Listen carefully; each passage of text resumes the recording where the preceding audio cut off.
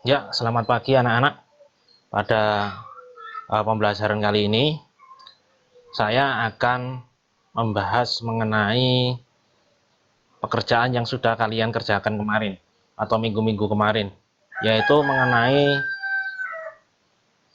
penilaian akhir semester, latihan penilaian akhir semester di LKS halaman 60.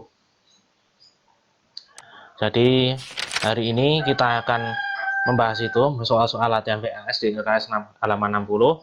Kalian bisa menyimak di LKS masing-masing, mengikuti sehingga nanti ketika penilaian akhir semester dilakukan, kalian bisa melakukan persiapan dengan baik, bisa memiliki persiapan dengan baik. Seperti itu ya. Kita langsung aja menuju ke soal-soal. Ya, pada LKS halaman 60 latihan penilaian akhir semester 1, kalian akan melihat soal ini. Bangsa Indonesia mengenal tulisan dan bahasa sekitar abad ke-5 Masehi, yaitu kalian buka halaman itu, kemudian mari bersama-sama kita simak. Kita istilahnya kita bahas bersama-sama ya, itu ya. Jadi ini bangsa Indonesia mengenal tulisan nomor 1, bangsa Indonesia mengenal tulisan dan bahasa sekitar abad 5 Masehi, yaitu dengan dibuktikan ditemukannya. Ini nomor 1 adalah jawabannya prasasti dari Kerajaan Kutai. Ini ditemukan sekitar abad 5 Masehi, yaitu di Kutai, Kalimantan Timur. Salah satu penemuan tulisan tertua di Prasasti Jupa. Jadi itu nomor 1 jawabannya A. Yang B, C, D itu sekitar, yang B 14, C sekitar Sriwijaya sekitar 7, Taruma itu 6, Negara Kertagama ya sekitar 14 Masehi. Berarti jawabannya A ya, sekitar abad 5 Masehi. Kemudian yang nomor 2, pusat penyebaran agama Buddha di kawasan Asia Tenggara adalah kerajaan. Kediri, Tarumanegara, Mataram itu adalah kerajaan Hindu. Kemudian Kutai itu adalah Hindu, jelas. Yang Sriwijaya di situ cuma Buddha saja. Ya, cuma Buddha itu cuma Sriwijaya saja. Jadi jawabannya adalah yang D, Sriwijaya. Nomor 2 jawabannya adalah ini, Sriwijaya adalah kerajaan Buddha. Kemudian nomor 3 adalah agama Hindu adalah sinkretisme budaya. Hindu itu berasal dari India. India ketika itu pada zaman dulu itu dihuni oleh suku Dravida. Kemudian India, orang-orang Arya itu datang ke India. Jadi orang Arya dan Dravida itu saling berhubungan, saling berinteraksi. Nah, sehingga muncul kebudayaan Hindu. Seperti itu ya. Ini saya garis bawahi, jawabannya adalah D, Arya dan Dravida. Kemudian nomor 4, daerah perkembangan pertama agama Hindu yang disebut Aryawarta berada di lembah sungai. Pertama kali kebudayaan di India itu adalah kebudayaan Indus. Jawabannya yang A ya. Yang A. Kemudian selanjutnya perdagangan di Kerajaan Sriwijaya mengalami kemajuan pesat karena runtuhnya Pelabuhan Malaka. Itu setelah Sriwijaya, ramainya perdagangan Selat Malaka. Letaknya strategis, daerah kekuasaannya sangat luas, dan E menjadi pusat penghasil lada. Jawabannya adalah ramainya. Perdagangan mengalami maju, ini perdagangan mengalami kemajuan karena ramai ya. Ramai perdagangan di Selat Malaka. Salah satu alasannya itu. Kemudian saya geser dulu. Jadi ini nomor 6 sekarang kita bahas. Majapahit mencapai puncak kejayaan pada masa pemerintahan Hayam Wuruk. Jelas sekali ini dengan Mahapatih Gajah Mada berhasil menyatukan Nusantara. Hayam Wuruk jawaban D. Kemudian pusat pemerintahan Mataram kuno dipindahkan ke Jawa Timur oleh Empu Sindok.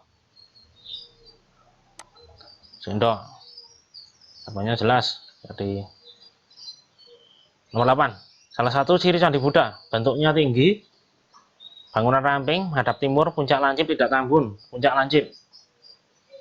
Soalnya yang A, B, C, D ini tidak sesuai dengan ciri-ciri yang di Indonesia. Yang A, B, C, D, A, B, C, E ini tidak sesuai. Yang D sebenarnya tidak. tapi beberapa candi Buddha di negara lain memang memiliki bentuk lancip. Kemudian nomor 9, Kerajaan Kediri runtuh pada pemerintahan Kertajaya karena runtuh karena itu perang Ganter, yaitu yang dilakukan oleh Kenarok didukung oleh para Brahmana. Ini sebenarnya D juga masuk sih, kerajaan bawahan yang memberontak, tapi yang lebih tepat adalah yang E. Oke, jadi apa itu? Kenarok menyerang daerah Kediri. Kemudian yang kedatangan agama dan kebudayaan Hindu-Buddha di Indonesia berpengaruh besar pada tatanan sosial budaya, yaitu jadi kedatangan agama Hindu-Buddha ke Indonesia. Jadi berpengaruh membuat lebih berbudaya. Jadi antara Hindu-Buddha ke Indonesia itu membuat kebudayaan Indonesia itu lebih kaya. Jadi seperti itu. Jadi jawabannya adalah A, nomor 10. Oke ya, kita lanjutkan nomor 11. Tapi saya hapus dulu. Kita lanjutkan nomor 11. Nomor 11. Ya, ini aja. Candi merupakan hasil akulturasi antara kebudayaan India dan kebudayaan asli. Bukti akulturasi ditemukan pada Candi Borobudur adalah stupa candi yang bergawak Jaya Jawa.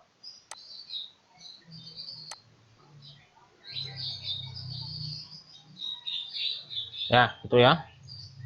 Terus nomor 12, untuk mengantisipasi ancaman kebelekan dari Cina, Kertanegara mengadakan usaha-usaha seperti di bawah ini.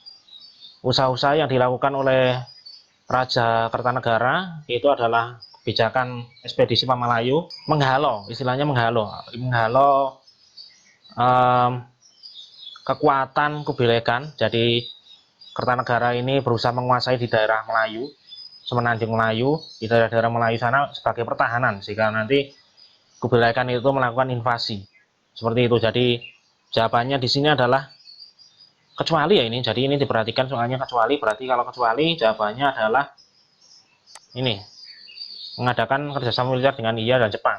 Ini tidak termasuk karena ketika itu India dan Jepang itu bukan sebagai sebuah negara kesatuan, dan juga tidak masuk dengan soalnya juga. Oke, nomor 13, sekarang kerajaan terluar di Jawa Timur adalah Tarumanegara, Mataram Kuno, Mataram Kota Gede ini bukan, Boling ini bukan, Kanjuruhan ini satu-satunya di antara beberapa opsi yang Jawa Timur, cuma ini saja.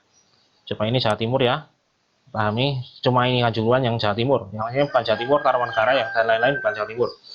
Nomor 14, Airlangga membagi menjadi dua, Daha dan Panjalu. Jadi Panjigarasakan dan Samarawijaya. Ini agar tidak terjadi perang saudara. Sama-sama anak selir, jadi dibagi menjadi dua agar tidak saling rebutan kekuasaan. 15, berdirinya Kerajaan Singosari ditandai dengan berakhirnya perang Singosari, Ganter. Singosari ini, ya itu yang saya jelaskan tadi. Jadi Kenarok itu melakukan peperangan di desa Ganter, makanya disebut dengan perang Ganter. Kemudian penyebaran agama Islam di Indonesia pada abad ke-12 tidak langsung dari Arab, tapi melalui India. Karena jawabannya A, karena antara India dan Indonesia sudah terjalin hubungan sebelumnya, sesuai dengan pendapat dari Seno Orgronya, jadi sarjana dari Belanda. Oke, berita yang menyebutkan bahwa abad 13 Islam berkembang di Indonesia Mahuan. Kemudian proses akulturasi antara Islam dan kebudayaan Jawa menghasilkan antara lain 4 cara sekaten ya. Ini cuma satu-satunya yang ini bawahnya B, C, D. Ini Hindu, yang E ini kebudayaan Jawa. Jadi satu-satunya yang A itu yang akulturasi Islam dan Jawa. Bangunan masjid di Indonesia yang mendapat pengaruh dari Barat. Masjid Agung Banten. Masjid Agung Banten ini adalah masjid yang memiliki 3 arsitek. Dari Indonesia sendiri, dari Cina, dan dari Eropa, dari Belanda. Yang kemungkinan ini Masjid Agung Banten ini mendapat pengaruh dari Belanda. pengaruh arsitektur dari Belanda ya, itu ya. Pengaruh Hindu dalam Masjid Agung Demak. Atapnya yang tumpang ya. Jadi ada istilah burloka, buarloka, dan swargaloka. Itu adalah istilah dari konsep candi di Hindu, ada 3 tumpang. Seperti itu ya. Lanjut nomor 2, saya bersihkan dulu. Nomor 21 ya.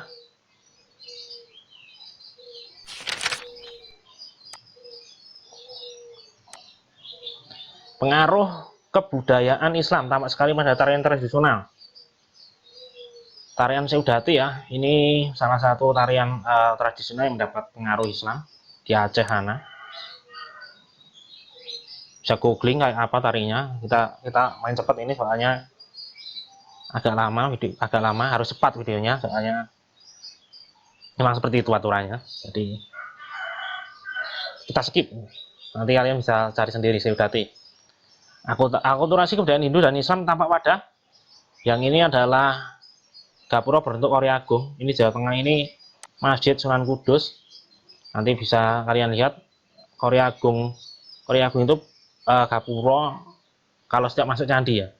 Ori Agung seperti itu. Nanti ini bentuknya ada di Masjid Kudus. Seperti itu ya. Kemudian 23 daerah-daerah yang tidak terlalu mendapat pengaruh Islam. Pengaruh kebudayaan Hindu-Buddha. Pengaruh Islam lebih meresap. Ini yang Hindu-Buddha kuat itu Jawa Tengah, Mataram kuno. Kemudian Jawa Timur kerajaannya banyak banget. Selain pilihan ini yang tidak ada Jawa Tengah, Jawa Timur cuma D. Satunya ini. Yang D ya. Akulturasi budaya Hindu dan Islam dapat dilihat dari bangunan masjid yang bentuknya seperti kue dan ya ini yang saya bicarakan tadi, Candi Kudus. Atau Candi Kudus, Masjid Kudus. Terus salah satu bentuk kebudayaan Islam seni kaligrafi termasuk seni lukis. Yang B ya, yang A kalau nggak salah seni tari ini, salah ketik ini. Oke ya, lanjut. Karya yang paling terkenal dari Nuruddin Aramiri, Bustan As-Salatin. Ini yang paling terkenal. Masuknya Islam di Indonesia melalui saluran di bawah ini kecuali jelas sekali bahasa. Kita kemarin sudah belajar sampai ngelotok ya ini, jadi sudah dicatat bolak-balik pedagang, perkawinan, tasawuf, kemudian kesenian. Ini saya pikir sudah paham ini. Ini kecuali ya, ini di soalnya hati-hati ada agak menjebak. Bukti-bukti arkeologi menunjukkan bahwa pengaruh Islam yang masuk ke Indonesia berasal dari India. Kita menggunakan teorinya Senur Gronya, jadi makam Malik As-Saleh itu istilahnya mengandung kesenian dari Gujarat ya, seperti itu. Jadi dari India. Masjid kuno di Indonesia menunjukkan ciri khusus yang berbeda dari negara lain. Ciri khususnya atapnya bertingkat. Ini salah satu filosofi. Jadi filosofi dari kebudayaan animisme dinamisme Indonesia. Jadi kemudian berundak. Ini masuk ke salah satu bentuk kekhususan. Jadi itu 30 bukti tertentu adanya pemeluk agama Islam di Indonesia secara terbukti. Pemeluk, kata pemeluk pasti orang. Berarti jawabannya adalah Fatimah binti Maimun. Yang lainnya kerajaan-kerajaan peninggalan dan seni. Berarti C, jawabannya binti Maimun. Ini tertua. Oke. Selanjutnya nomor 31. Kita bahas nomor 31. Contoh wujud akulturasi budaya Islam dan Indonesia seni sastra. Bapak Cirebon. Kita cepat aja.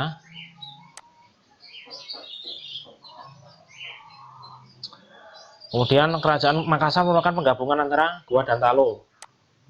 Nah, jelas, bisa tidak perlu dijelaskan lagi, sudah jelas itu. Kerajaan Malaka didirikan oleh Parameswara. Parameswara ini adalah nama yang identik dengan nama Hindu. Berarti ini hilang, dua ini. Antara yang tiga ini, jawabannya adalah Majapahit. Kerajaan Mataram Islam mencapai puncak kejayaan pada masa Mataram Islam adalah Sultan Agung. Mataram Islam ini Hadiwijoyo, Pajang, Trenggono, Demak, HB, Hamengkubuwono itu Mataram yang saat ini terpisah dari dua itu di Jogja. Mangkubumi ya Mangkubumi. Kerajaan Mataram dibagi menjadi dua setelah adanya perjanjian Giyanti. Ini perjanjian yang membagi antara Mataram, Solo, dan Jogja. Nanti kalian bisa lebih jelasnya, kalian akan dipelajari di kelas 2 nanti. Kerajaan Banten melepaskan diri dari Demak 1568. Kerajaan Banten saat ini dipimpin oleh Maulana Hasanuddin. Adalah pemimpin ketika itu. Kerajaan Malaka berhasil menguasai Samudra Pasai di bawah pemerintahan Muhammad Iskandar Shah. Perkawanan politik jadi salah satu yang paling efektif dulu dalam menyebarkan agama Islam di daerah kerajaan melalui perkawinan politik. Wayang atau pertunjukan bayang-bayang pada masa penyebaran Islam. Jadi wayang pada penyebaran agama Islam. Fungsinya media dakwah ya.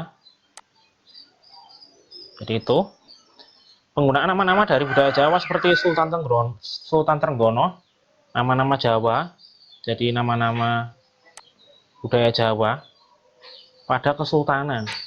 Berarti kebudayaan Jawa, kejawen itu memiliki pengaruh terhadap kesultanan. Jawabannya D. Seni ukir pada zaman Islam berwujud bunga dan daun karena melarang memvisualisasikan makhluk hidup. Jawabannya C.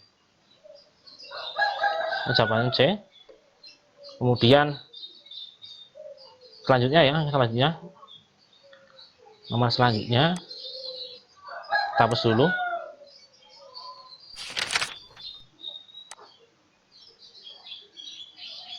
Oke, nomor 41 kurang 10 nomor lagi kita bahas cepat saja. Untuk menarik minat rakyat terhadap ajaran Islam, Sunan Kalijaga berdakwah wayang dan gamelan. Ini wayang dan seni gamelan, ini jawabannya A. Kota yang bukan faktor pendukung utama perkembangan Samudra Pasai. Yang bukan merupakan pendukung. Ini yang bukan ya. Berarti kotaknya strategis, ini pendukung, armada laut kuat pendukung, bandar-bandar pendukung. Tidak pernah terjadi perebutan kekuasaan pendukung, terdapat sumber-sumber perdagangan. Jadi Samudra Pasai ini termasuk kerajaan yang meneruskan hegemoni ekonomi kerajaan Sriwijaya. Jadi Sriwijaya dulu itu ketika berjaya terkenal dengan daerah wilayah transit. Wilayah transit ramai banget, jadi digantikan Samudra Pasai, terdapat sumber-sumber perdagangan. Jadi hanya sebagai wilayah transit ya ketika itu. Jawabannya D ya, bukan ya. Kemudian nomor 26 43 direbutnya Malaka oleh Portugis menyebabkan Aceh berkembang menjadi pusat perdagangan. Jadi ini Malaka direbut Portugis, Aceh berkembang. Kenapa? Karena para pedagang itu memindahkan pusat perdagangannya ke Aceh. Jadi ketika itu ceritanya panjang ya, nanti saya tidak cukup waktunya, berarti saya lanjutkan saja. Jadi nomor 44, jatuhnya Malaka ke tangan Portugis mengakibatkan, jadi ini jatuhnya Malaka ke tangan Portugis yang A, jatuhnya kita stabil dulu. Jatuhnya Malaka ke tangan Portugis, akibatnya kemunduran Malaka sebagai bandar penyebar Islam. Itu betul juga. Portugis menguasai perdagangan rempah-rempah, muncul bandar-bandar lain di semenanjung Melayu. Ya, ini seperti nanti di daerah mana ya, lupa saya. Jadi di sekitar Semenanjung Malaka ya, kayak Aceh dan lain-lain. Ya, itu nanti akan muncul tempat-tempat perdagangan seperti itu. Itu betul. Perpindahan rute pelayaran betul ke pantai Sumatera Barat dan Selat Sunda, jadi lewat daerah Selat Sunda antara Sumatera dan sekitar Pulau Jawa itu, melewatnya situ berkuasanya bangsa asing. Ini sepertinya soalnya ada yang betul, yang betul beberapa, jadi ini saya pikir soalnya tidak valid, kita lewati saja, ini tidak valid ya, soalnya ada beberapa jawaban yang betul. Kitab Suluk Sukarsa, langsung aja ini jawabannya B. Seseorang mencari ilmu pengetahuan, ilmu kesempurnaan. Kemudian selanjutnya nomor 46, Bustana Susalatin. Bustanu Salatin. Ya, ini Bustanu Salatin merupakan adat istiadat. Oke, langsung aja. 47, seni patung kurang berkembang. Karena apa? Pengaruhnya Islam ya, karena kurang berkembang karena ada penggambaran hewan. Ini kurang berkembang. Seni patung kurang berkembang, kata kuncinya ini. Seni patung kurang berkembang karena apa ya? Karena penggambaran hewan, manusia itu dilarang. Penggunaan model manusia itu dilarang.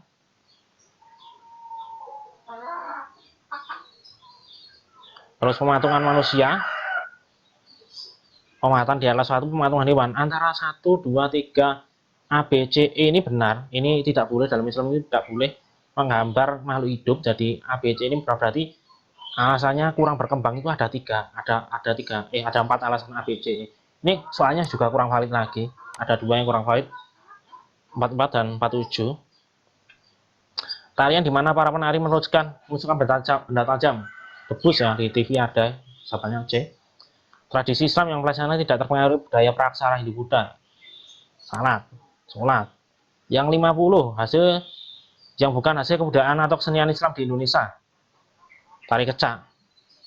Ya, ini nomor 50E. Jadi demikian jawaban dari soal-soal latihan PAS, penilaian akhir semester. Nantinya diharapkan anak-anak belajar dengan baik, disimak.